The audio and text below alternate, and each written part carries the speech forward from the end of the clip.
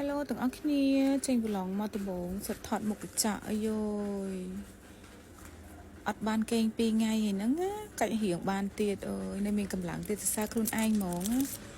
ហ្នឹងហើយទាំងអស់គ្នាឥឡូវហ្នឹងគឺខ្ញុំធ្វើ skin care រៀងយប់ហើយទាំងអស់គ្នាហើយចង់ថតបានដងហើយតែមិនបានថតថ្ងៃហ្នឹងឥឡូវ step ទី1គឺយើងលុបមុខណាអ្នកគ្នាហើយច្រឡំកាត់វីដេអូចោលកន្លែងនេះបាត់ទៀតអាកន្លែងផលិតផលទៀតលុបឡើងលឿនអូខេហើយខ្ញុំប្រើ toner pad អ្នកនរគ្នា toner pad brand របស់ Vita C អ្នកទាំងអស់គ្នាជាប្រភេទ toner ហើយគឺជាប្រភេទស្លៃសម្អាតមុខនិយាយទៅគឺតែងមួយចំណេញហ្មងគឺបានផលដល់ទៅ2មិនត្រឹមតែជា toner ឯថែមទាំងជាស្លៃជូតសម្អាតមុខយើងបានល្អទៀតហើយអាទឹកនៅក្នុងស្លៃហ្នឹងណាគឺជាប្រភេទ toner ដែលមានជាតិវីតាមីន C ជួយ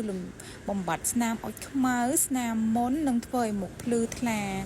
ហើយខ្ញុំបានយកស្លៃហ្នឹងយកមកបតក់នៅកន្លែងដែលមានអាចរុយនៅក្រោមភ្នែកខ្ញុំទាំងអស់គ្នាពិនិត្យមើលបានខ្ញុំមានអាចរុយនៅក្រោមភ្នែកអញ្ចឹងខ្ញុំបិទនៅហ្នឹងហើយទុកចោល1នាទីទៅ2នាទីនឹងថ្ងៃទាំងអស់គ្នាឲ្យមើលស្លៃឡើងសិតតដីជូតមកលុបមុខមកតង់ហើយជូតស្លៃនឹងទៀតវាដូច double cleansing អញ្ចឹងទាំងអស់គ្នាហើយបន្ទាប់មកគឺខ្ញុំប្រើសេរ៉ូមចាទាំងអស់គ្នាប្រើសេរ៉ូមលើផ្ទៃមុខសេរ៉ូមវីតាស៊ីដូចគ្នាសេរ៉ូមនេះក៏ល្អខ្លាំងដែរទាំងអស់គ្នាគឺជួយបានច្រើនមែនតែនផ្នែកអិចរុយទាំងអស់គ្នាខ្ញុំជ្រើសរើសផលិតផលទៅបំបត្តិអិចរុយទាំងអស់គ្នាដោយសារមុខខ្ញុំគឺរបៀបខ្មៅស្អាប់ហើយអាចរុយបើថាមុនវិញអត់ចេញទេអត់ងាយចេញទេដោយសារខ្ញុំលាងមុខសម្អាតមុខបានជ្រះទាំងអស់គ្នាឃើញខ្ញុំលាងមុខ2តង់ហ៎មិញហ្នឹងហើយលាបសេរ៉ូមហើយញីបន្ទាប់មកប្រើគ្រីមទាំងអស់គ្នាកាត់វីដេអូបែបថាខុសបច្ចេកទេសហើយបញ្ចូលសលេងខ្លួនឯងចង់តន់ហ្នឹងហើយឥឡូវគឺខ្ញុំប្រើគ្រីមក៏គ្រីមវីតាស៊ីដែរអ្នកទាំងអស់គ្នាវាមានកតិចទុយនៅក្នុងហ្នឹងដែលជាប្រភេទវីតាមីន C ជួយបំបត្តិអាចរុយនិងស្នាមឲ្យខ្មៅជាំដល់គ្នាអាយុខ្ញុំនេះគឺលែងចង់ចេញមុនហើយគឺចេញតែអាចរុយឲ្យឡើងជាំឡើងអីអញ្ចឹងដោយសារ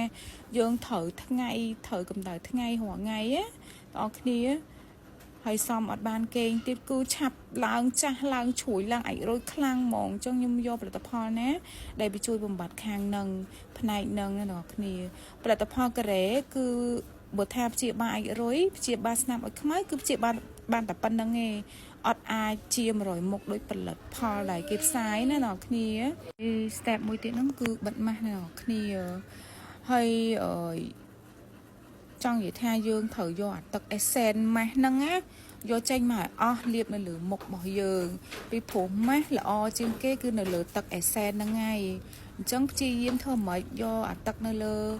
essence នៅលើម៉ាស់ហ្នឹងនៅក្នុងម៉ាស់ហ្នឹងណាយកចេញមកអស់អ្នកគ្នាមើលខ្ញុំខ្វះហងអីផងអ្នកគ្នាស្ដាយអាហ្នឹងព្រោះថាអាហ្នឹងគឺជាប្រសិទ្ធភាពទាំងអស់នៅក្នុងម៉ាស់ហ្នឹងហ្មងហើយការបិទម៉ាស់សន្លឹកគឺល្អមែនតើអ្នកទាំងអស់គ្នាគឺចាំបាច់ត្រូវបិទរាល់ថ្ងៃទោះប្រើ skin care ថ្លៃយ៉ាងណាក៏ដោយតែរំលងម៉ាស់សន្លឹក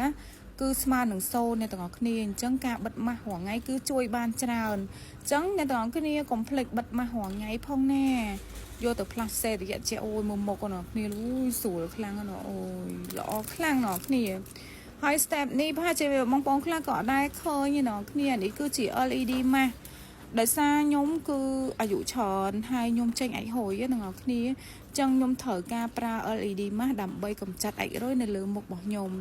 LED ម៉ាស់មិនមែនប្រើបានតែកម្ចាត់អាចរុយទាំងអស់គ្នាវាមានប្រសិទ្ធភាពទៅតាមពណ៌តែខ្ញុំប្រើពណ៌លឿងពណ៌ចុងក្រោយគេហ្នឹងគឺពណ៌បំបត្តិជាំនិងបំបត្តិអាចរុយហើយខ្ញុំបិទ15នាទីទេទាំងអស់គ្នា